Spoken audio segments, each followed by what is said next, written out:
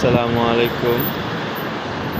আফ্রিকার কঙ্গো কান্ট্রির কিনশাসা সিটিতে দেখুন, মেইন রাস্তার পাশে কতগুলো মানুষ গাড়ির জন্য অপেক্ষা করতেছে। আমাদের বাংলাদেশের মতো এই শহরটা অনেক সুন্দর।